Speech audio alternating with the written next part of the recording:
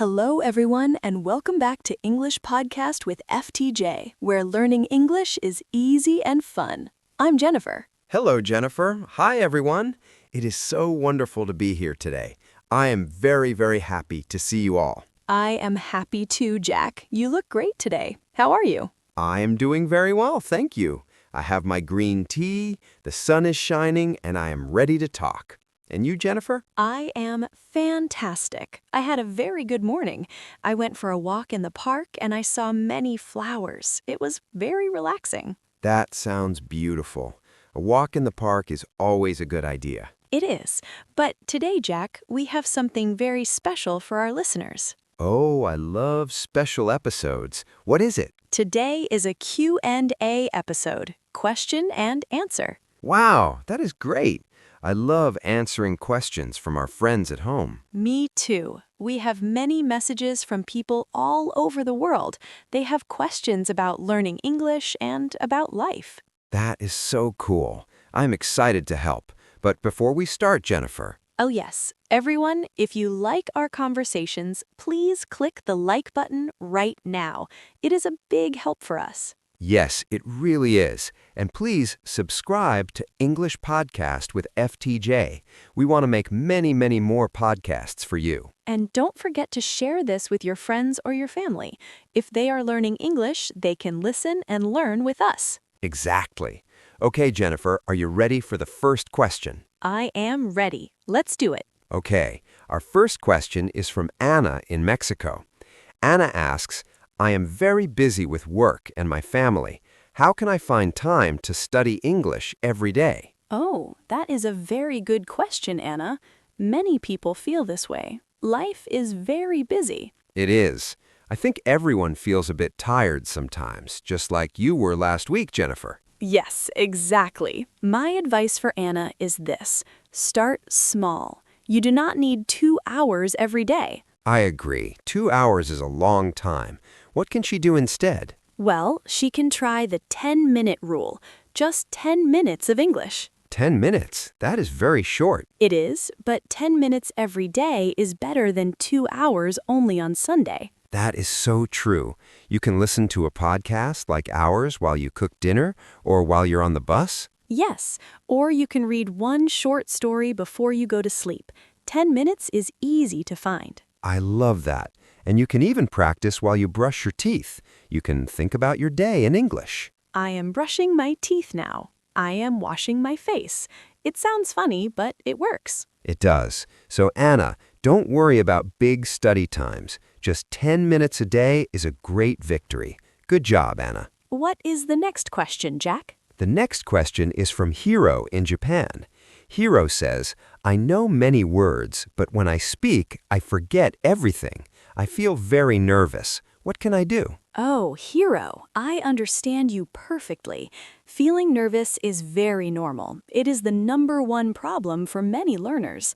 Jack, what do you do when you feel nervous? Well, like we talked about in our confidence episode, I remember that mistakes are my friends. Yes, mistakes show that you are trying, but Hiro says he forgets the words. I think Hiro should practice mirror talking. Mirror talking. Tell me more. It's simple. You stand in front of a mirror at home, you look at yourself, you smile, and you talk. Talking to yourself. Yes, you can talk about your day or your favorite food or your hobbies. Because you're alone, there's no pressure. No one is watching. Ah, I see. So if you forget a word, it is okay. You can just look it up or try a different word. Exactly. It builds the muscle in your brain. When you talk to a real person later, your brain remembers the feeling of speaking. That is a great tip. And remember, Hiro, you don't need to use big, difficult words. Simple words are beautiful. Yes, I am happy is just as good as a big, complex sentence. Communication is the goal, not perfection. Well said, Jennifer. Okay, ready for question number 3? Bring it on. This one is from Maria in Italy. Maria asks, I want to save money for a trip, but I spend too much money on small things. How can I stop? Ah, Maria, we just talked about this. Maria, you need a bicycle jar or maybe a travel jar. Yes, Jennifer, my famous jar. It really works, Jack. Maria, you should look at your needs and your wants. That is the most important part. Do you need that third coffee at the cafe, or is it a want? Exactly. If Maria makes her coffee at home, she can put that money into a jar.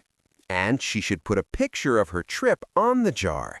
If she wants to go to Paris, she can put a picture of the Eiffel Tower there. Oh, I love that. When she looks at the money, she doesn't think, I'm losing a coffee. She thinks, I'm going to Paris. It changes your feeling from sad to happy. Saving becomes a game. Yes, and a shopping list is very important too. When you go to the supermarket, only buy what is on the list. No extra cookies. But Jennifer, you love cookies. Remember the cookies for Tom and Sarah at your office? Okay. Maybe one small bag of cookies is okay, but only one. You are right. Small steps, Maria. You can do it. Good luck, Maria. I hope you go on a wonderful trip. Okay, Jennifer, we have a question here from David in France. David asks, how can I understand English speakers when they talk very fast? It sounds like one big word. Oh, wow. Yes, that is very difficult. Sometimes I listen to movies and I think, what do they say? Me too. Even for me, some people talk very, very fast. My tip for David is to listen to the music of the English language. The music? English isn't a song, Jennifer. No, but it has a rhythm. Some words are loud and long, and some words are small and quiet. That is true. We usually stress the important words like nouns and verbs. Yes, David, try to listen for the important words. You don't need to hear every the or of. If you hear go, supermarket, Friday, you understand the meaning. Exactly. Also, David can try active listening. Listen to a short audio, maybe 1 minute long. Listen many times. The first time, just listen. The second time, try to write down 3 words. The third time, try to understand the whole story. Yes, and use subtitles in English if you watch a movie. It helps your eyes and ears work together. That is a very good idea. Don't feel bad if you don't understand everything. Just keep listening. It gets easier. It really does. It's like a puzzle. Slowly the pieces fit together. Great. Now we have time for one more question. This one is from Elena in Brazil. Oh, Brazil. Hello, Elena. Elena says, I am moving to a new city for work. How can I make new friends and practice my English at the same time? Oh, moving is so exciting, but it can be a little lonely too. It can, but it is a great chance to use English. Elena, you should look for interest groups. What are those? Groups for people who like the same things. For example, a photography club, a cooking class, or a hiking group. Oh, so if Elena likes cooking, she can join a class. Everyone is there to cook, so it is easy to talk. Yes, you can ask simple questions like, do you like this recipe? Or, is this salt? Is this salt? That is a very safe question. Well, it starts a conversation. And because you are doing an activity, you don't feel so nervous. That's true. And you can use the tips from our confidence episode. Smile, say hello, and give a compliment. Yes, I like your apron, or you are a very good cook. People love that. And maybe she can find a language exchange, a place where people meet to practice different languages. Those are fantastic. You help someone with your language, and they help you with English. It's a win-win. Exactly. So, Elena, be brave. Go to one new place every week. You will meet many nice people. I agree. Brazilians are very friendly, and I am sure people in your new city will be friendly too. Wow, Jennifer, we answered a lot of questions today. We did. It was a lot of fun. I feel like I learned something too. Me too. It is so nice to hear from our listeners. They are all working so hard. They really are. Good job, everyone. We are very proud of you. Before we go, Jack, should we remember the main points from today? Oh, yes, that is a good idea. Let me think. Well, first we talked about time. Remember what we said to Anna? Yes, the 10-minute rule. You don't need hours and hours. Just 10 minutes of English every day is perfect.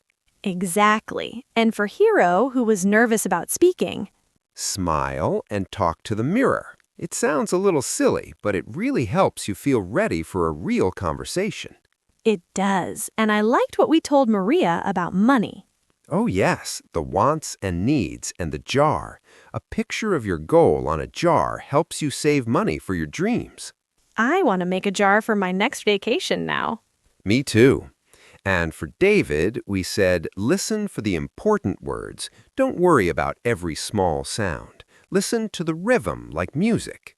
And for Elena, moving to a new city, Join a club. Find people who like what you like. It is the easiest way to make friends and practice English without stress. such good tips, Jack. We make a good team. We really do, Jennifer. Well, that is all for today's episode of English Podcast with FTJ. Yes, thank you so much for all your wonderful questions. We are sorry if we didn't answer yours today, but maybe next time. Please don't forget to subscribe and like the video if you enjoyed our chat. And share it. Let's help more people feel confident in English. And now we have a question for all of you listening. Oh yes, tell us in the comments, what is your biggest goal for English this year? Or you can tell us one question you want us to answer in the next Q&A. We love reading your comments. They make us very happy. They really do. Well, thank you again for being here with us. Yes, thank you everyone. You are amazing. See you in the next episode. Bye-bye. Bye for now.